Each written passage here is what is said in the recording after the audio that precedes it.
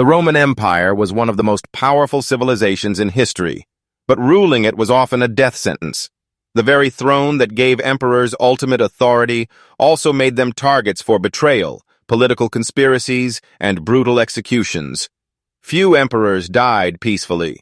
Most met their end through assassinations, poisonings, or even more horrifying fates. In a world where power meant survival, the emperors of Rome faced a constant battle, not just against foreign enemies, but also against their own allies and guards. Their deaths were often as dramatic and violent as their reigns, making them legendary examples of how absolute power often leads to a tragic downfall. One of the most infamous cases of a gruesome imperial death was that of Emperor Caligula, who ruled from 37 to 41 AD. Caligula's reign started with promise, but soon descended into madness.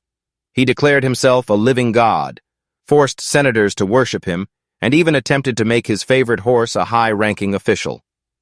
His cruelty knew no limits. He executed people for amusement and spent Rome's wealth on lavish parties and pointless construction projects.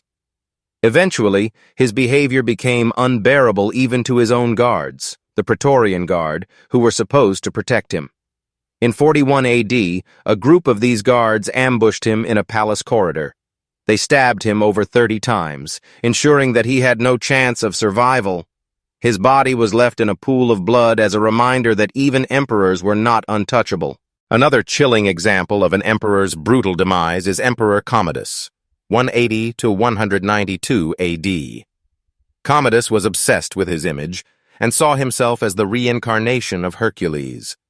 Instead of ruling wisely, he spent his time fighting as a gladiator, forcing real fighters to lose to him in staged battles. His behavior embarrassed the Senate and angered his advisors, who plotted against him.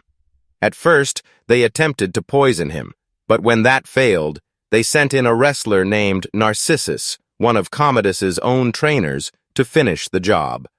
Narcissus strangled the emperor to death in his bath, marking a humiliating end for a man who had seen himself as an invincible warrior. Few emperors suffered a fate as horrifying as Emperor Valerian, 253 to 260 AD. Unlike most Roman rulers who were killed by their own people, Valerian met his end at the hands of a foreign enemy. He was captured by the Persian king Shapur I during a military campaign. Instead of executing him quickly, Shapur used Valerian as a human footstool, forcing him to kneel whenever the king mounted his horse. This humiliation continued for years until, according to some historical accounts, Valerian was finally executed in the most gruesome way imaginable.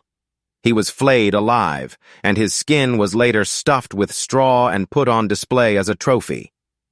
This was a devastating blow to Rome, as no emperor before him had ever been captured and treated with such indignity by a foreign ruler. Another emperor who met a grim fate was Elagabalus, 218 to 222 AD, who became emperor at just 14 years old. His reign was scandalous, as he completely disregarded Roman traditions and instead indulged in excessive luxury and bizarre religious practices. He was widely despised by the Senate and his own soldiers, who saw him as weak and unfit to rule. Eventually, his own Praetorian Guard turned against him. In a savage attack, Elagabalus was dragged from his hiding place, stabbed to death, and then his body was thrown into the Tiber River, as if he were no more than garbage. Even emperors who were once seen as strong rulers were not safe.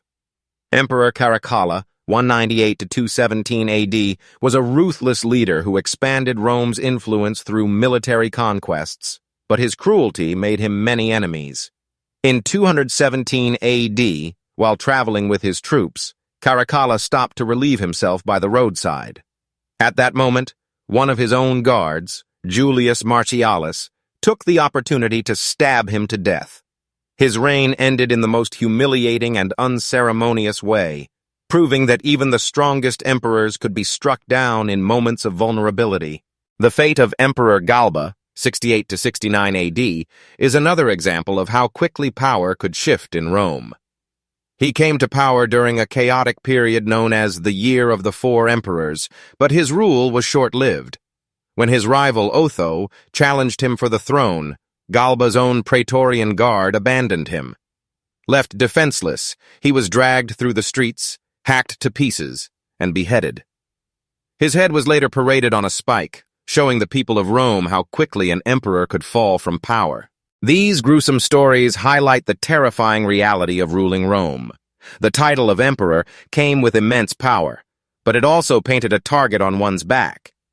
The same soldiers who once swore loyalty could turn into executioners, and trusted advisors could become conspirators. The political landscape of Rome was filled with ambition, betrayal, and paranoia, making it one of the most dangerous positions in history. Unlike kings or monarchs in other empires, Roman emperors rarely enjoyed long reigns or peaceful deaths.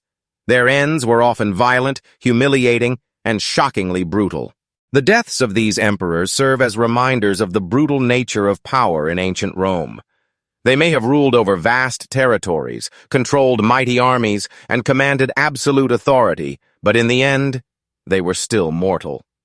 Their fates were written not by destiny, but by the very people they ruled, guards, senators, or foreign enemies who decided that their time was up. Whether stabbed in secret, strangled in their own palace, or humiliated in front of the world, the emperors of Rome met their ends in ways that were as ruthless as the empire they controlled.